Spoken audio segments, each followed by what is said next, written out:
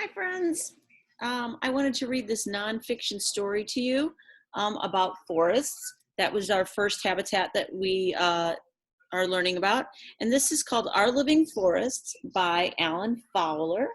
And look, you can see a nice picture. You can see the trees, and you can also see some deer in there. So, nonfiction.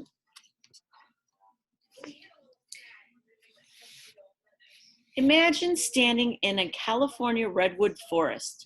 The trees are so tall and so close together that you can hardly see the sky.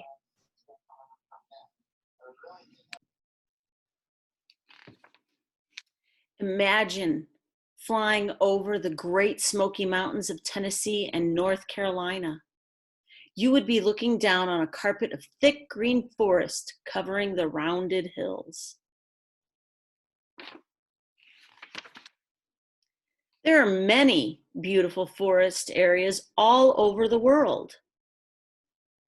The kinds of trees you find in each forest depends on the weather and soil there. So they'll all be different. Evergreen forests grow in places that are usually cold. We see this a lot in the Northwest, Washington, Oregon, the northern parts of California. Evergreens have needles instead of leaves and are never bare. As they shed their needles, new ones grow. This is why they are called evergreens, because they never lose their leaves. They're always green. Other kinds of trees drop their leaves every fall, stay bare all winter, grow new leaves in spring, and stay green all summer. This is actually a great picture of all four seasons, and this is the kind of trees mostly that we see in our area.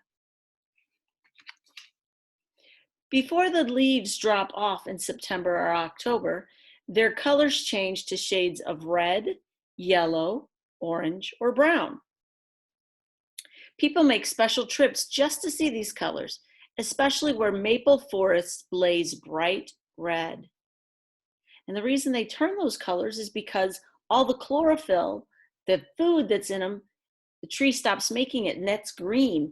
And so when the tree stops making it, we actually see what the true colors of the leaves are, what they would be without that green. Most trees that shed their leaves have hard wood. People make furniture from hardwood trees such as oak, hickory, or walnut. In warm places, you find forests of southern pines, cypresses, live oaks, and flowering magnolias. You see this roots down here are really big because they stay wet all the time. The giant evergreens of the far west grow tall because of heavy rains. Some may be 4,000 years old. The coast redwoods of California are the tallest trees in the world. Some reach as high as 30-story buildings. Those are huge, and if you look around, can't even go get your arms around these trees. They're so big. Sometimes a long time ago, they would even cut holes in them and people would walk in between them, underneath them, through the trees. It's crazy. The thickest kind of forest is a rainforest. Most rainforests grow in very warm places such as the Amazon Valley of South America. We're going to talk more about rainforests specifically as a habitat later on. Olympic National Park in Washington State has an evergreen rainforest. It rains there more than in any other part of the United States. So we actually have a rainforest. It's just a different kind. It's an evergreen rainforest. Below the treetops, forests are full of life. Plants such as vines, shrubs, ferns, and flowers grow in forests. So we find all sorts of plants there.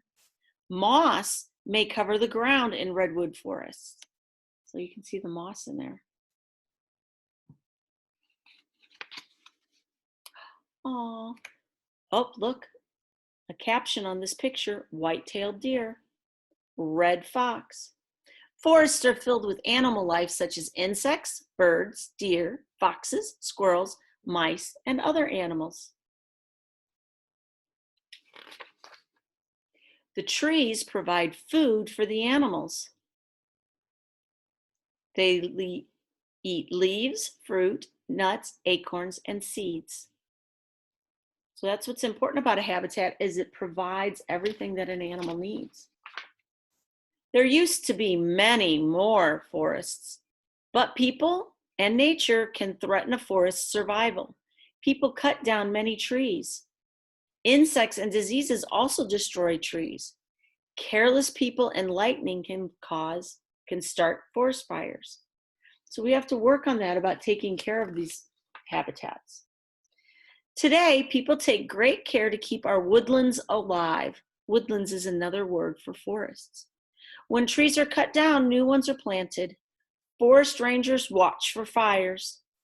The United States and Canadian Forest Services have set aside large forest areas to be enjoyed, not disturbed. So those are like our national forests and national parks, like Yellowstone and Yosemite, all of those, so that we can enjoy them, and so we know they'll be there for a long time. And here's some words that you know: moss, needles, it shows a picture of the needles, rainforest. These are the cypress trees with those big roots that are in the water, evergreens, and redwoods. So that's our nonfiction. I hope it helps understand a little bit more about forests. Bye, guys.